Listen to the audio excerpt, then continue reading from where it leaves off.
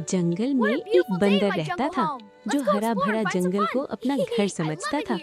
नाम था उसका छोटू मनु और सब जानवर उसे इसी नाम से जानते थे।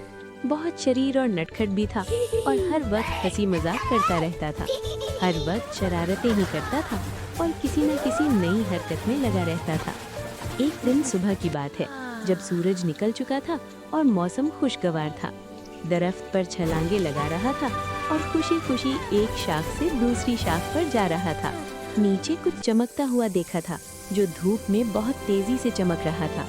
फौरन नीचे कूद कर आ गया ताकि देख सके कि वो चीज क्या है। जमीन पर एक मोबाइल पड़ा था जो घास के दरमियान साफ नजर आ रहा था। किसी सयाह का गिरा हुआ था जो शायद जंगल से गुजरते वक्त रह गया था। छोटू ने उठाया वो मोबाइल फौरन और उसे हाथ में लेकर गौर से देखने लगा। स्क्रीन पर अपना चेहरा देखा था तो वो खुद को देखकर हैरान रह गया। वाह, कितना मजे का खिलौना है। छोटू खुश होकर दिल ही दिल में बोला ये तो अब मेरा होगा और किसी को भी नहीं दूंगा। उंगली से स्क्रीन को छुआ था और उसे हल्के से दबाया था।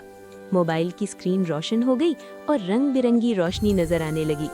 तस्वीरें और रंग नजर आए थे जो छोटू को बहुत अच्छे लगे। छोटू को लगा जादू है ये और उसकी आंखें खुशी से चमक उठी। इधर उधर स्वाइप करने लगा था और हर नई चीज को आजमा रहा था। कैमरा आइकन पर दबा दिया था और मोबाइल को अपने सामने किया। सामने अपनी शक्ल नजर आई थी जो स्क्रीन में साफ दिखाई दे रही थी। छोटू ने जल्दी से सेल्फी खींच ली और खुशी से उछलने लगा। देखकर अपनी तस्वीर हंस पड़ा और जोर जोर से कह लगाने लगा। फिर मजीद सेल्फियां खींचने लगा था और बार बार बटन दबाता रहा। मुज़हका खेज चेहरे भी बनाता रहा और खुद ही अपनी हरकतों पर हंसता रहा। शोर सुनकर शेर मियाँ आए और हैरत से छोटू की तरफ देखने लगे। बोले, अरे ये क्या है बंदर, तुम क्या चीज हाथ में पकड़े हुए हो? छोटू ने कहा, देखो मेरा मोबाइल, और फख्र से मोबाइल आगे बढ़ा दिया। शेर ने भी देखा बड़ी हैरत से और आंखें फैलाकर मोबाइल को देखा। बोले, ये तो इंसानों की चीज है, ये जंगल में कैसे आ गई है? हाथी भी आया वहाँ पर आहिस्ता और सबके पास खड़ा हो गया। उसकी सूंड से मोबाइल छू लिया और गौर से उसकी स्क्रीन देखी। बोला, बैटरी कितनी बाकी है बताओ, जैसे उसे सब कुछ समझ आ रहा हो। छोटू ने कहा, मुझे नहीं पता, मैंने तो बस इसे अभी उठाया है। तोता बोला, वाईफाई कहाँ मिलेगा?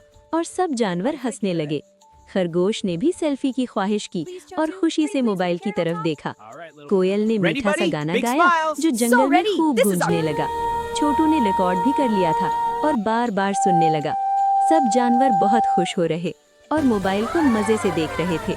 लेकिन हिरन बुजुर्ग दूर से देखकर और खामोशी से सब कुछ समझ रहा था।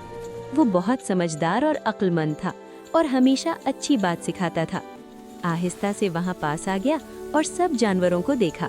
बोला, बच्चों जरा सुनो मेरी बात, और सब खामोश हो गए। ये मोबाइल अच्छा लेकिन खतरनाक है अगर ज्यादा इस्तेमाल किया जाए। हम तो जंगल के रहने वाले और कुदरत के करीब रहना हमारा काम है। खुली हवा में खेलना बहुत जरूरी है ताकि जिस्म सेहतमंद रहे। दरख्तों पर चढ़ना बहुत जरूरी है और दौड़ना भागना भी सीखना चाहिए। एक दूसरे से मिलना जुलना चाहिए और दोस्तों के साथ वक्त गुजारना चाहिए।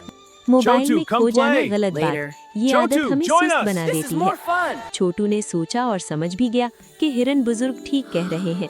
हिरन बुजुर्ग की बात बिल्कुल सच्ची थी और उसके दिल को लग गई। उसने मोबाइल एक तरफ रख दिया और जमीन पर आहिस्ता से रख दिया।